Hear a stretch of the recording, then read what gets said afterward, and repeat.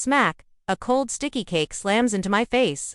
Buttercream plugs my nose. Sugar scrapes my eyelids raw. Vanilla mixes with barbecue smoke under the yellow string lights. Snuffed candles smear a warm line of wax down my cheek.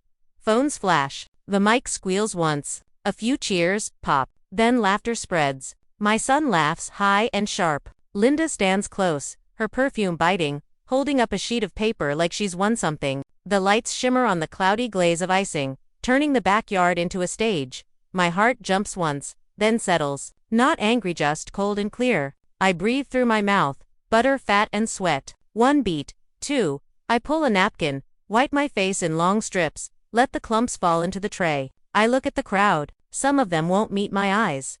All right, I say quietly, and walk into the house. Behind me, the laughter thins to a hum. I pass the kitchen island, stacked with foil pans of barbecue and red Solo cups, and pull the door to the garage shut. The yellow glow of the yard disappears. Inside, a single bare bulb buzzes. The air smells like hot dust and motor oil. A box fan ticks in the corner. Over my workbench waits the husk of a 1969 Mustang I've been bringing back to life. I lean on the bench. The wood is worn smooth under my hands. The back door opens. Footsteps. My neighbor Ron sticks his head in. "Frank, you okay?" "I'm fine," I say, surprised by how steady my voice sounds. "Take a plate if you want." He hesitates, like there's more he could say, then nods and leaves. The door clicks shut. I pick a crumb of cake from my eyebrow, turn the radio low. A steel guitar slides through the air. I look at the car primer, gray hood off, hoses labeled with blue tape, and smile. Though there's no humor in it, Linda wanted a show. She got one. I'd been planning mine for months. People think stories start with the explosion. Mine started in quiet places, waiting rooms, bank counters, the lunch table at Ford's Clay Como plant, where I worked 25 years before the line sped up and younger men got cheaper. I took the package because I could read the math. I was fit. The supervisors shook my hand. We ate sheet cake in the break room. After I left, I still woke at 4 a.m. like the bell might ring. Linda kept her nail salon on Truman Road. We'd been married 30 years. She loved the hum of the place. The bright bottles lined up like candy. Women told stories there. I used to pick her up on Saturdays, and we'd get chili dogs at LC's, and drive home with the windows down. Somewhere along the way, the tone of our stories changed. She started calling in the afternoons, asking what I was doing. When I said fixing the gutter or working on the car, she'd go quiet, like I hadn't answered. She used words like drive and fire and man with an edge that left me out of them. The first time I knew something had shifted.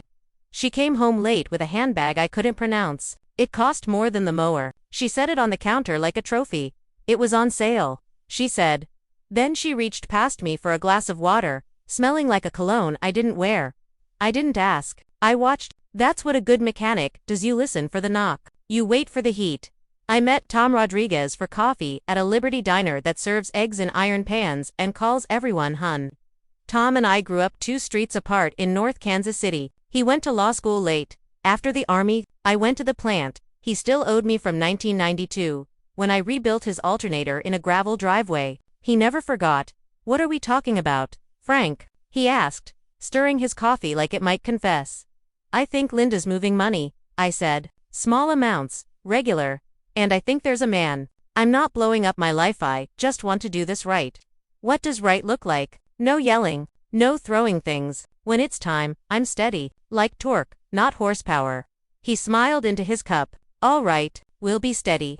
2 weeks later, we opened an LLC, Miller Restorations, registered to my garage, separate account. Tom walked me through the paperwork like a new tool. We sat together at a squeaky-floored bank off Independence Avenue and deposited a check from my untouched severance.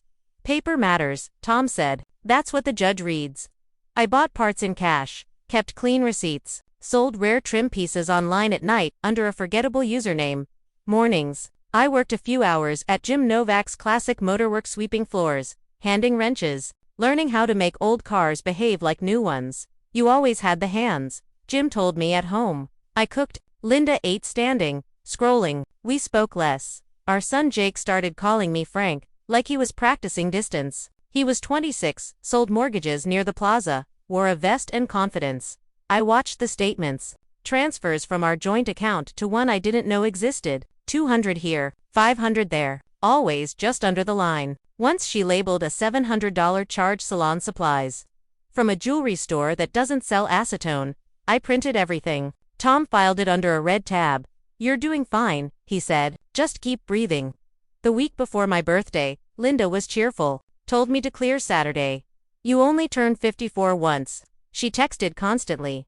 Fast we strung Edison bulbs across the yard. I scrubbed the deck. She ordered pulled pork from a place on Blue Parkway that knows what it's doing. The cake came with buttercream roses and my name in blue. Like I'd graduated. I knew then how it would end. I felt it in my bones. Like weather moving in. Back in the garage, frosting drying on my skin.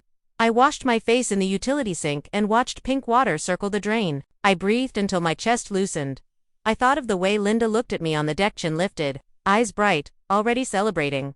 I tried to feel angry. There was only space. Sometimes you strip apart and soak it in solvent. When you lift it out, the metal is clean. That's how I felt solvented. I slept on the couch by choice. In the morning, the kitchen smelled like stale beer and sugar. Linda stood barefoot in a t-shirt and told me she'd dropped papers at the house on Monday. "I'll keep the salon," she said. "We'll divide the home. You can have that car skeleton of yours and whatever tools you want, and we'll be adults about it. There's no need to make this ugly." I poured coffee and watched the black tide rise in my mug. "No need at all," I said. "You sure you don't want the socket set? It's us, maid." She rolled her eyes. "You can keep your toys, Frank." Tom filed our response Monday afternoon. Exhibits attached: the statements, the transfers, the receipts. He did it quietly, electronically. Then he called. "You need anything?" he asked. "I'll be keeping my mouth shut." That's my favorite kind of client. Life moved. People still needed brakes and belts. Summer burned into September. I tightened bolts and rebuilt a carburetor with something like grace. My hands remembered their old strength. Calluses came back where they belonged. I sold a set of original Mustang hood hinges to a collector in Topeka. He mailed me a thank you note in block letters. "You saved my build, sir." I thumbtacked it to the pegboard and stared at it longer than I meant to. The first hearing was short. Linda wore a white blazer. Her nails were perfect. The judge, a woman about our age, looked like she had no patience for theater. Tom spoke softly enough to make the room lean in, walking through the transfers the way you explain card rules to an aunt who pretends not to understand. Linda's lawyer objected once. Said something about tone. The judge didn't look up. She asked Linda about a $700 charge marked supplies at a jewelry store. Linda said it was a birthday gift for our son. The judge nodded and wrote something down. Tom didn't press. He let it sit there. Like a bolt loosened half a turn. I went home and changed the oil in the mower. That night, Linda yelled for the first time in months. "You're really going to do this?" Her voice had a burr in it. "You're really going to drag my name?" "No," I said. "The papers will do the dragging." "You're cruel." "I'm quiet," I said. "That's different." We signed the settlement on a Thursday. My garage, my tools, my business all mine. The house to be sold in 6 months. Proceeds divided after adjustments. Her salon, hers, retirement split the way the state says. When it was over, the judge looked at me like she knew the long version of the story. I nodded back like I knew she did. I moved into a small rental off North Oak with a cracked driveway and a good maple tree, hauled the car over on a trailer 2 trips, set up the bench, the vise, the shelves, wrenches lined by size. The neighbors were a woman who walked 2 small dogs and a man who played blues guitar out his back door. He brought me a 6-pack the first night. "You the car guy?" he asked. "I'm trying to be." He smiled. "Welcome to the block." I slept through the night. I worked. I ran a new harness, cleaned the block, lapped valves until my wrist hummed. I learned to like the heat coming off a running motor. The radio developed a buzz that became company. I ate tuna from cans and tomatoes off a plate. I stopped counting days. A man can build a life the same way he builds a car, wire by wire, bolt by bolt, if he can stand the quiet in his own head. Some days. I drove out to Watkins Mill State Park and walked the loop around the lake. It smells like fish and hot leaves in summer. Kids throw sticks. Dads tell them not to get muddy while letting them get muddy. Kansas City has patience to it. It isn't shiny. It's a man washing his hands at the sink before dinner. Jake stopped by once, stood in the open garage door with his hands in his pockets. "This what you do now?" he asked. "I like it," I said. He studied the car the way you study a dog you're not sure about. "Mom says you're being spiteful." "I'm being specific," I said. "There's a difference." He kicked a pebble, looked young for a second. I don't know who to believe.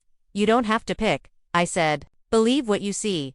What am I supposed to see? I wiped my hands and pointed at the motor. A man finishing what he started.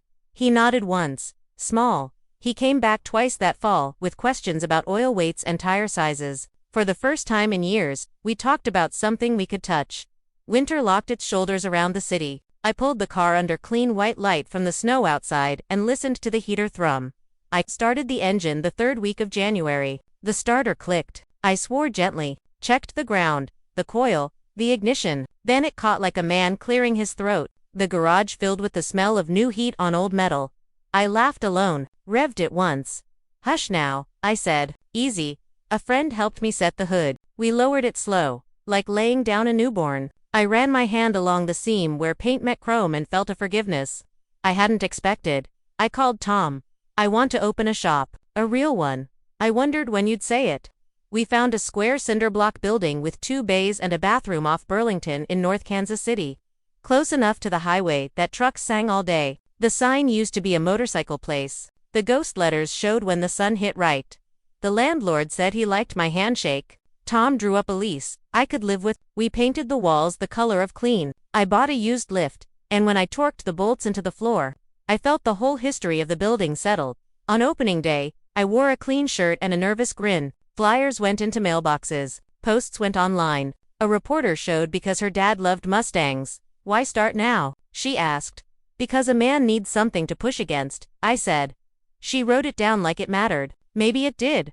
I cut the ribbon with office scissors. My blues guitar neighbor played because it felt right. People came. A kid dragged his dad over to the carburetor display I'd set under glass like jewelry. Linda arrived late. Sunglasses on indoors. A coat that said she was fine. Shoes that said she wasn't. Behind her, the banker hovered like a shadow, unsure where to land. Her chin was up. She scanned the room for sides. No one needed to choose. Tom leaned close. You all right with this? She earned a front row seat, I said. I cleared my throat. The room quieted faster than I expected. Thanks for being here, I said. I'm Frank Miller. If we haven't met, that's on me. I worked behind walls for a long time. This is me stepping out. I want to fix your cars. I want to do what honest hands do in this city, every day make something run better than it did when it came in. Light fell through the high windows in stripes, dust floating like snow. Men in ball caps, women in denim jackets, a kid perched on his dad's shoulders. Near the front, my son arms crossed, fighting a smile. Last year, I said, on my birthday, I got a cake in the face. Best thing that happened to me in a while. It shut me up long enough to hear myself ask, so what? I could be offended, or I could be useful. Turns out usefulness feels better. People laughed a good kind. I wasn't trying to be funny. I was just telling the truth. I don't have much of a speech, I said. I've got a lift, a bench, and fair prices. If something's broken, I'll fix what's actually broken. If you want me to lie, I'm a bad choice. If you want things you don't need, there are places for that. Not here, someone said. Applause followed. I looked toward the back and saw Linda. The sunglasses were gone. Her eyes looked tired, not hard, just older. It struck me how old we all are, compared to who we think we still are. Linda, I said. The room stilled like I'd sworn. I want to thank you for the party last year. I mean it. It gave me a story when I didn't have one. It gave me a clock. You were right about one thing, I needed more fire. I found it. A murmur moved through the room. Linda didn't move. The banker studied his shoes. Tom smiled the way a man does when he knows patience paid off. I lifted the Mustang's title like a preacher lifts scripture. This car was dead when I found it. No spark.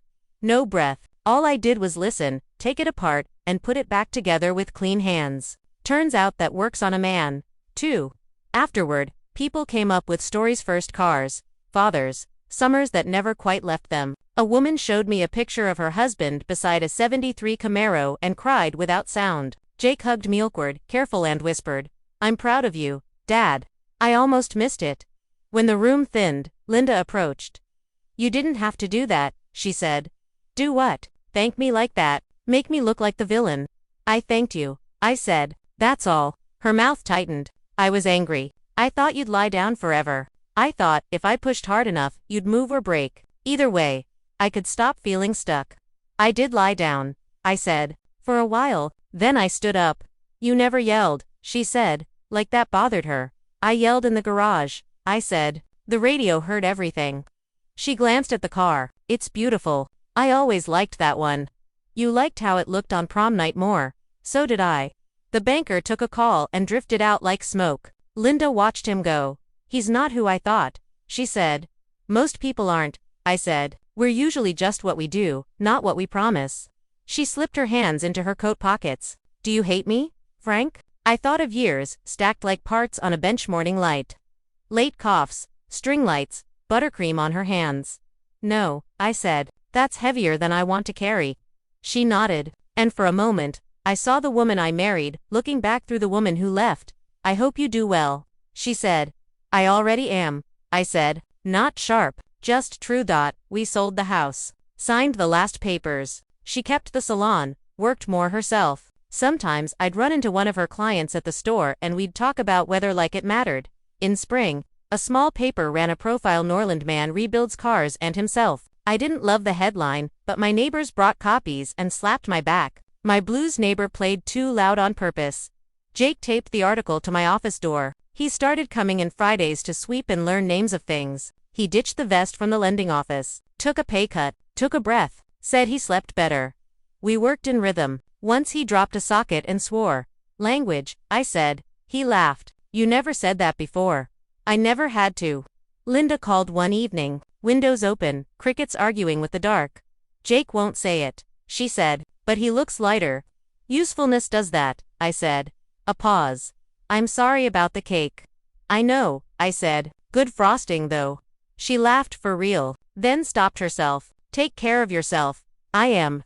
Some nights I stayed late, coffee going cold, listening to the building breathe. Concrete holds its own weather. Sweep long enough and you learn where the grit gathers. Those small truths start to feel like rules. I won't lie, got lonely. Missed a body in the bed. Missed arguing about nothing. But I liked who I was alone better than who I'd been trying to fit someone else's version of me. It's not complicated. Pick the right wrench. Turn the right way. Stop before you strip it. Start again tomorrow. On the anniversary of the cake, I locked up late and stood under the sign I'd painted straight as I could Miller Restorations. Streetlights laid yellow rivers on the pavement. A moth beat itself against the bulb. I shut the light off so it could find the moon. Some people call it revenge. Maybe they need that word. What I got was quieter. I got my work. I got my name back on what my hands touched. I got to stand in a room and speak without owing anyone a performance. Applause fades. Peace, DOESN. Single quotes T. You drink your coffee hot. You change your oil on time. When someone calls you weak, you nod and let it pass like wind through a screen. Then you pick up your socket and keep going. Because strength isn't a speech, it's what you do when no one's watching. Bring me something broken. We'll make it run.